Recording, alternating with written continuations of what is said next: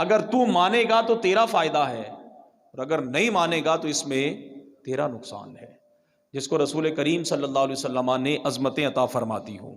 اب آپ آئیے، وہ حضرات جو ہر لمحہ جناب رسول کریم صلی اللہ علیہ وسلم کی خدمت اقدس میں حاضر رہا کرتے تھے، ان کا انداز دیکھیے۔ اور جب بھی نبی علیہ الصلوۃ والسلام کی خدمت اقدس میں باہم صحابہ کے متعلق گفتگو ہوتی تو اس کا انداز اور اس کی ترتیب کیا ہوتی تھی؟ جناب سیدنا حضرت عبداللہ بن عمر رضی اللہ تعالیٰ عنہما راوی کہتے ہیں کنا نقول و رسول اللہ صلی اللہ علیہ وسلم حی ابو بکر و عمر و عثمان رضی اللہ تعالیٰ عنہم، کہتے ہیں ہمارا انداز گفتگو نبی علیہ الصلوۃ والسلام کی موجودگی میں یہ ہوتا کہ سب سے پہلے رسول کریم صلی اللہ علیہ وسلم کا نام نامی اس میں گرامی لیا جاتا، دوسرے نمبر پر جناب حضرت صدیق اکبر کا نام نامی اس میں گرامی لیا جاتا، پھر حضرت فاروق اعظم کا، اور پھر جناب عثمان غنی رضی اللہ تعالی عنہم اجمعین کا نام نامی اس میں گرامی لیا جاتا۔ اب آپ یہ دیکھیے کہ جب بھی صحابہ نے نام لینا ہوتا یا رسول کریم صلی اللہ علیہ وسلم اپنے صحابہ کا تذکرہ کرتے، تو میں پچھلے جمعۃ المبارک پر یہ بات عرض کر چکا کہ اکثر ایسا ہوتا کہ نبی علیہ الصلوۃ والسلام ارشاد فرماتے میں نے ابو بکر اور عمر نے یہ کام کیا، میں ابو بکر اور عمر نکلے، میں ابو بکر اور عمر کہیں کسی مقام پر داخل ہوئے۔ بہت سارے مقامات ایسے کہ جہاں پر رسول کریم صلی اللہ علیہ وسلم نے خود اپنے نام کے ساتھ اپنے ان پسندیدہ صحابہ کے نام کو رکھا، اور یہ اسی وجہ سے ہوا کہ انہوں نے اللہ اور اس کے رسول صلی اللہ علیہ وسلم کو راضی کیا، تو پھر بدلے میں اپنی رضامندی کی سند پروردگار عالم اور جناب رسول کریم صلی اللہ علیہ وسلم نے انہیں عطا فرمائی۔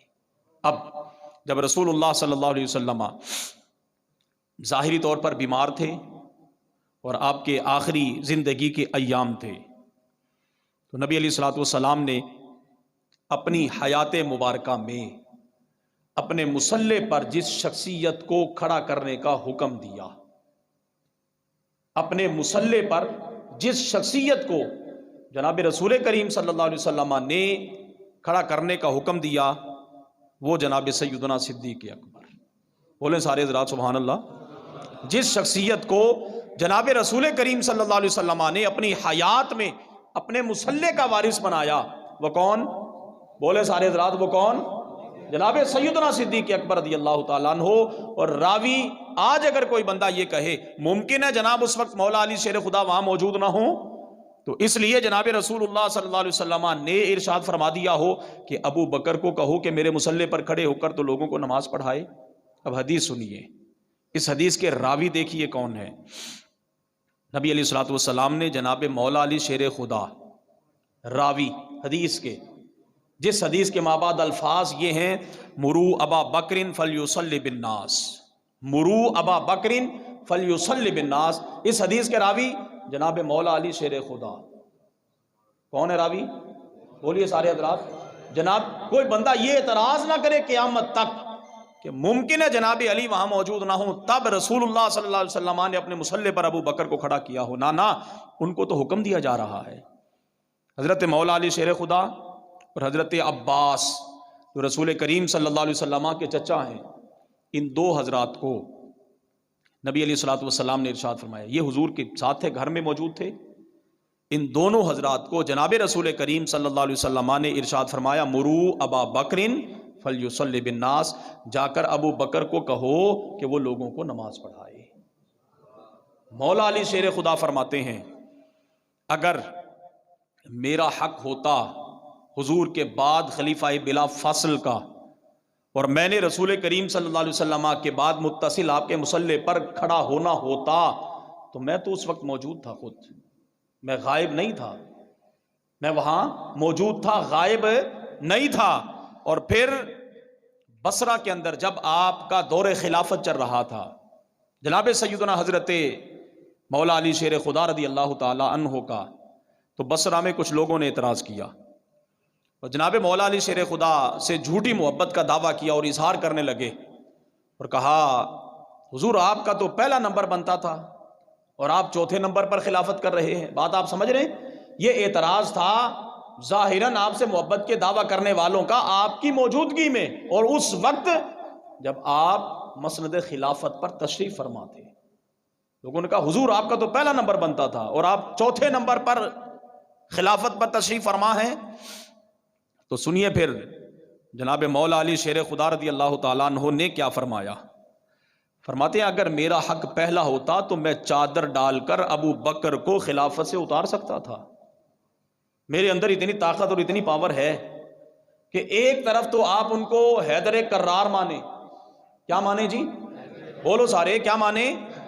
ایک طرف تو آپ کہیں وہ حیدر کرار ہیں، اور پھر دوسری طرف کہیں کہ ان کا حق کھایا جاتا رہا اور وہ خاموش رہے. تو پھر یہ تو ان سے محبت نہیں، یہ تو ان سے توہین ہے، یہ ان کی توہین ہے صراحتاً.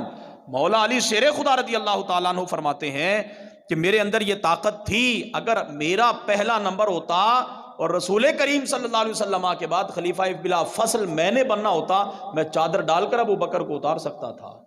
لیکن چونکہ مجھے معلوم تھا، مولا علی شیر خدا فرماتے ہیں کہ حضور نبی رحمت صلی اللہ علیہ وسلم نے اپنی حیات مبارکہ میں اپنے مصلی پر جس کو کھڑا کرنے کا حکم دیا وہ جناب سیدنا صدیق اکبر ہیں. تو پھر اب مشہور زمانہ جملہ حضرت سیدنا علی المرتضیٰ شیر خدا کا، آپ فرماتے ہیں کہ جس ہستی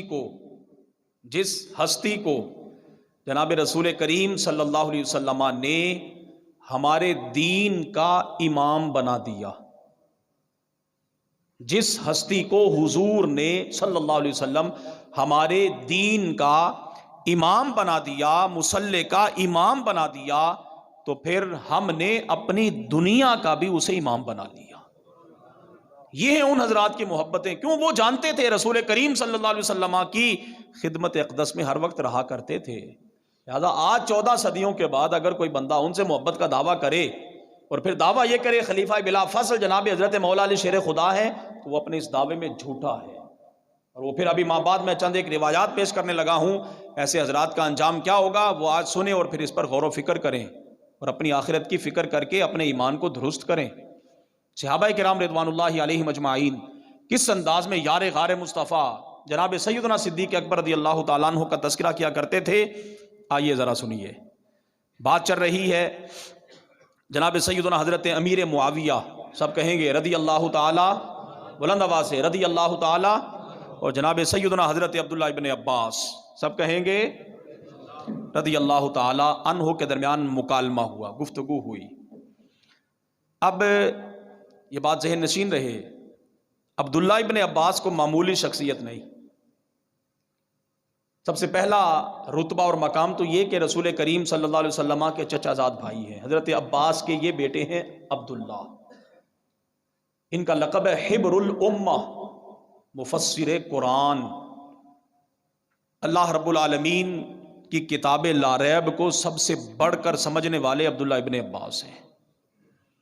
اور پھر ان کا مقام و مرتبہ بھی مزید یہ دیکھیے، ان کی عمر چھوٹی تھی لیکن علم میں بہت مشہور ہو چکے تھے، علم میں بڑے پختہ تھے.